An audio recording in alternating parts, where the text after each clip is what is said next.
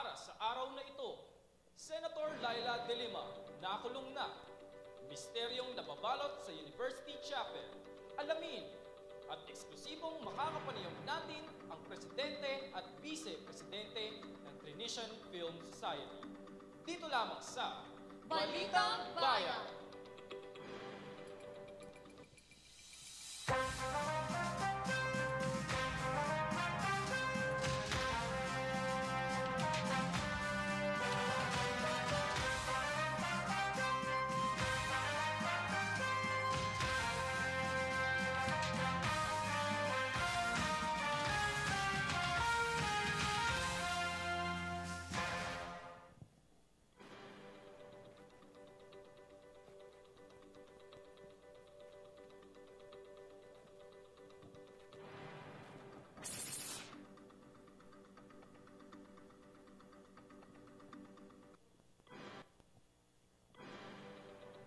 Ako po si Miguel Fernandez. At ako naman si Daniela Garcia, ang inyong kasama sa Balitang Bayan.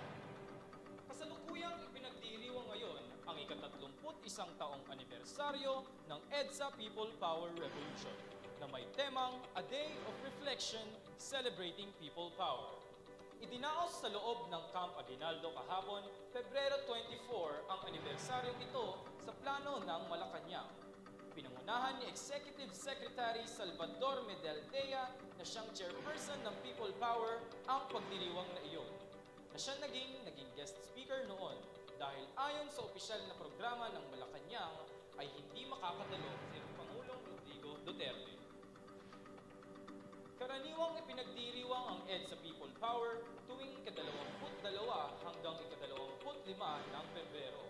At karamihan ng tumadalo sa pagdiriwang na iyon ay ang mga nakasaksi sa trahedyang nangyari noong panahon ng dating diktador. Ayon sa mga relihistang nakapanayam ng ating mga kabayan, huwag dapat nating kakalimutan ang People Power Revolution dahil ito ay nagsisilbing aral para sa atin. Nakakulong na sa PNP Custodia Center sa Camp Crame si Senadora Laila De Lima dahil sa kanyang mga kaso na may kaugnayan sa ilegal na droga. Matapos ilabas ng Muntinlupa Regional Trial Court Branch 204 ang warang of arrest laban sa Senadora at sa dating driver, bodyguard at dating karelasyon na si Ronnie Dayan at sa dating Bucor Chief na si Rafael Ragos. Matapos dalhin si Senadora Laila De Lima kanina umaga sa Campo Crame, makikita sa mga mugshots ang criminal case number 17-165 dahil sa paglabag sa Republic Act 9165 o Comprehensive Dangerous Drugs Act. Makikita sa mga larawan na suot ng Senadora ang kanyang trademark na scarf. Isang kwarto sa loob ng Custodia Center sa Campo Crame ang gagamiting kulungan ni De Lima. Makakasama niya roon ang dating senador na si Bong Revilla at Jinggoy Estrada na nakulong dahil sa pork barrel scam na isinampa noong Justice Secretary pa si De Lima. Sa Custodia Center ay muling sumailalim ang senadora sa fingerprinting pati na rin sa mugshots at medical check-up. Anumang araw ay maaaring bisitahin ng senadora ng kanyang abogado, samantalang may visiting hours naman para sa kanyang pamilya. Pero para doon sa mga iba pang bibisita sa kanya, ay kailangan munang sumulat kay Chief PNP Bato de la Rosa. 24/7 o araw-araw babantayan si Senadora ng mga kinatawan mula sa Senate Sergeant at Arms. Ito ay ayon kay Senador Kiko Pangilinan, pero pag-uusapan pa rin daw ayon sa PNP. Kasabay naman ng paggunita sa ika-31 anibersaryo ng People Power sa EDSA ay nagkaroon din ng pagtitipon ang mga taga-suporta ni Pangulong Rodrigo Duterte sa Quirino Grandstand sa Rizal Park upang ipahayag ang kanilang suporta sa kampanya nito laban sa ilegal na droga. Ayon sa National Capital Region Police Office o NCRPO, tinatayang 215,000 katao ang dumalo sa bandang ika-10 ng gabi. Ayon sa NCRPO spokesperson, Chief Inspector Kimberly Molitas, ang nasabing programa ay tahimik at mapayapa. Inilista niya ang mga personalidad na dumating na sina Justice Secretary Vitaliano Aguirre, Taguig City Mayor Lani Cayetano, National Security Advisor Hermogenes Esperon, ex-PNP Special Action Force Chief Betulio Napeñas, BACC Dante Jimenez, at ang TV actor na si Cesar Montano. Dumako naman tayo sa balitang trapiko. At narito si Banji Ganyo upang balitaan tayo ng trapiko roon. Banji? Salamat! Kasunod na rin ako narito sa Kamuning EDSA kung saan may kinanila sa aking likuran ang northbound at southbound lane. Sa southbound lane kung saan ang daan na ito ay patungo sa Kabawanan Center at Dockland Review. Inyong mapansin na medyo mabilis pa ang dali ng trapiko. Sa northbound lane naman ay inyong mapansin na mabilis din ang dali ng trapiko. Ngunit maya-maya rin lamang ang babagang repito dahil uwian na ng mga estudyante na galing sa kanilang paaralan at mga empleyado na galing sa kanilang mga trabaho. Mga kababayan, hindi na bago sa atin na araw-araw ganito ang sitwasyon sa EDSA. Kaya ako pinapaalalahanan kayo na lagi magdala ng tubig at kasama na rin ang pasensya. Ako si Manny Ganyo. Maraming salamat, Banji Danyo, na nag-uulat mula sa Kamuning EDSA. May 6 misteryong nababalot sa chapel ng Trinity University of Asia. At para bigyan tayo ng ulam ukol sa misteryong ito, nasa chapel ngayon si Rafael Magtaan. Rafael? Magandang hapon sa inyo. Narito ako ngayon sa chapel ng Trinity University of Asia kung saan umano'y nababalot daw ng misteryo. Naging usap-usapan sa universidad ang larawan na kumalat sa Facebook galing sa isang estudyante na nagsasabing umano na nakita mismo ng kanyang dalawang mata ang larawan ng taong pugot ang ulo. Kinaumagahan na ika-22 ng Pebrero, naisipan naman nung bumisita ng estudyanteng ito sa chapel. Laking gulat na lang niya nung meron siyang nakitang tao doon na pugot ang ulo. Tinignan pa daw nila magkakaibigan ng pangyayari gamit ang CCTV camera. At mayroon nga doong nakitang babae at tila ito nakayukong pumasok. Ang litratong pinost ng estudyante sa Facebook ay umani ng iba't ibang reaksyon. Ngunit wala pa rin makapaglilinaw sa pangyayari. Maaaring ito'y pagkakamali at guni-guni lamang ng estudyante. Ako si Rafael Magtaan, nag-uulat mula dito sa chapel ng Trinity University of Asia. Balik sa inyo sa studio. Sa aming pagbabalik, compound sa Batasan Hills, Quezon City, nasunog na naman. Alamin ang swak na kainan na pasok sa inyong budget. Lahat ng yan sa pagbabalik ng Balitang Bayan.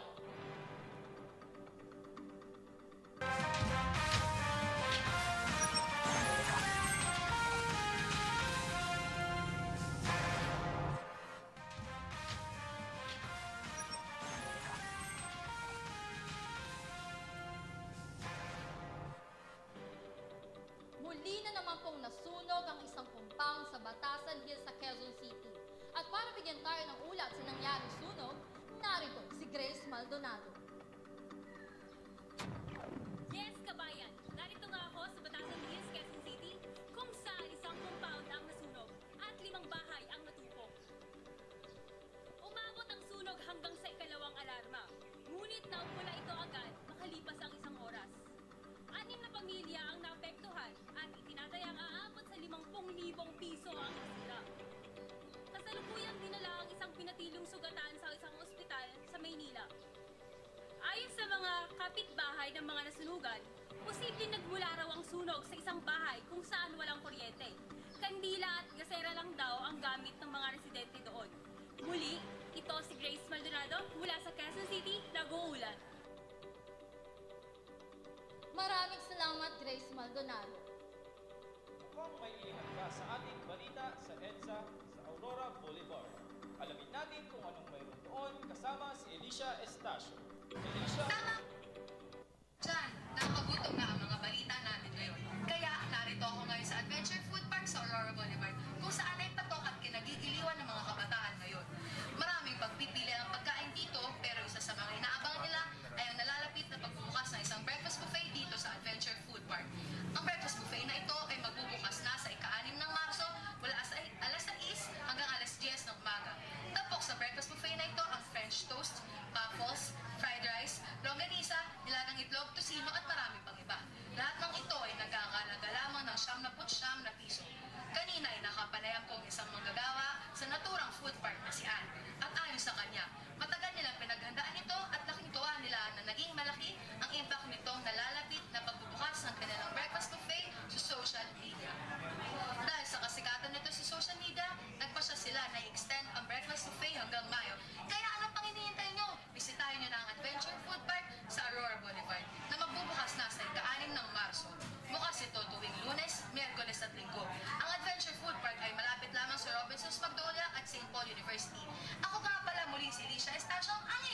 kayo dyan. Tara na't kumain!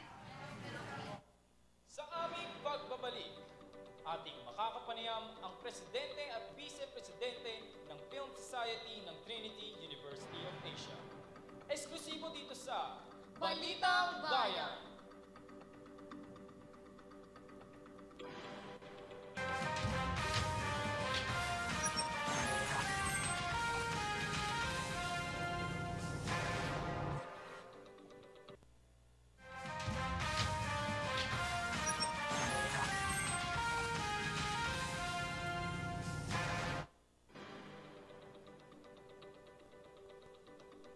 At nagbabalik ang Balitang Bayan para sa pambalitang Trinitian. Palad na tumulong ang Trinitian Film Society para sa mga batang may cancer. Isa sa proyekto ng Trinitian Film Society ay ang film showing na naganap noong ika-14 ng Nobyembre 2016. Ang pamagat ng pinalabas ng Trinitian Film Society ay First Kasi Third. Naging tulay ng Ohana ang Trinitian Film Society upang humingi ng tulong sa mga estudyante ng Trinity University of Asia. Ang Ohana ay isang organisasyon na ang prioridad ay magbigay tulong sa mga taong may cancer. Ang mga nalikom na pera sa film showing na ito ay napupunta para sa mga batang may cancer.